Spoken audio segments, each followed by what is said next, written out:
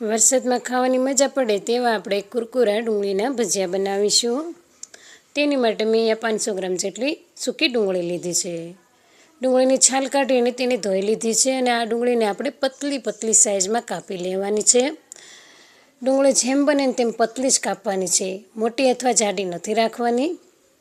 જો પતલી ડુંગળી કાપશો ને તો ખૂબ જ ટેસ્ટી ભજીયા બનશે। તો મેં બધી જ ડુંગળીને પતલી પતલી સ્લાઇસમાં કાપી લીધી છે।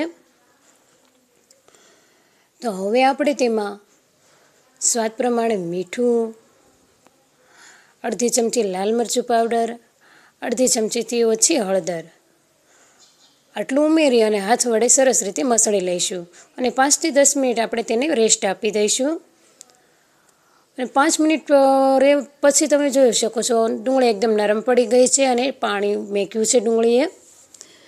તો બસ આપણે આમાંથી પાણી નથી નિતારવાનું, આ ખાસ વાત ધ્યાન રાખવાનું છે, કારણ કે આપણે આમાં એક પણ ટીપું પાણીનું નથી ઉમેરવાનું, એટલા માટે ડુંગળીનું પાણી આપણે નથી નિતારવાનું। તેની સાથે આપણે અડધી વાટકી લીલા ધાણા, 2 ચમચી જેટલું ઝીણું કટિંગ કરેલું આદું, 1 ચમચી જેટલા લીલા મરચાં અને 2 થી 3 ચમચી જેટલી લસણની કળીઓ છે જે મેં ઝીણી ઝીણી કટિંગ કરી લીધી છે। તેની સાથે 4 થી 5 મીઠા લીમડાના પાન છે જે મેં ઝીણા ઝીણા કટિંગ કરી લીધા છે, તે બધું જ આપણે ઉમેરી દીધું છે। અને હવે આપણે ચણાનો લોટનો ઉપયોગ કરવાનો છે। તો લોટ આપણે થોડો થોડો ઉમેરતા જઈશું અને હાથ વડે સરસ રીતે મિક્સ કરતા જઈશું। એકસાથે આપણે લોટ નથી ઉમેરવાનો, આમાં સમય તેટલો લોટ આપણે નાખવાનો છે। જો તમારે ડુંગળી વધારે હોય તો લોટ વધારે સમાશે, ઓછી ડુંગળી હોય તો ઓછો સમાશે। પણ હા, જો તમને અમારો વિડીયો થોડો પણ પસંદ આવે તો વિડીયોને લાઇક, શેર અને સબસ્ક્રાઈબ કરવાનું ભૂલતા નહીં। તો મેં અહીંયા આમાં જેટલો સમાયો તેટલો લોટ ઉમેરી દીધો છે। તો બસ આવું પરફેક્ટ રીતે આપણે બેટર તૈયાર કરવાનું છે।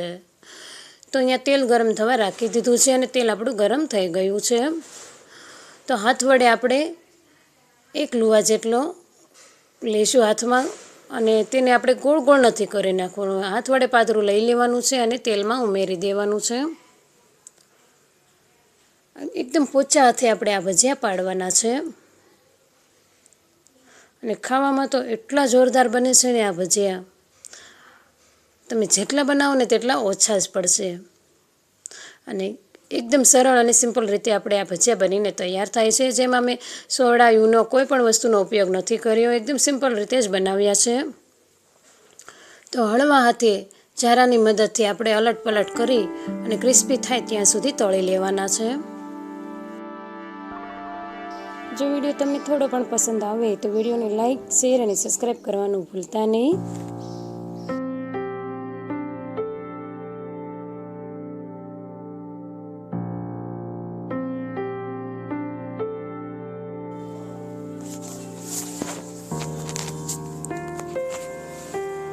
તો આવી જ રીતના આપણે બધા જ ભજીયા તળી લેવાના છે।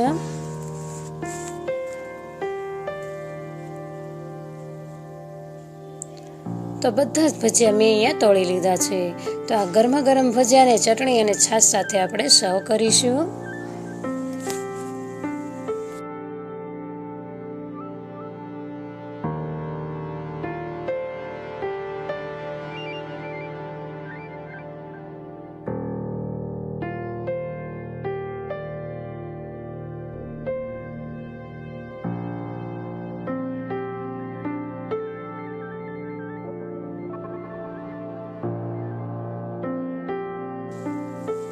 તો મળીએ હવે નેક્સ્ટ વિડીયોમાં, ત્યાં સુધી બધાને જય શ્રી કૃષ્ણ અને રાધે રાધે।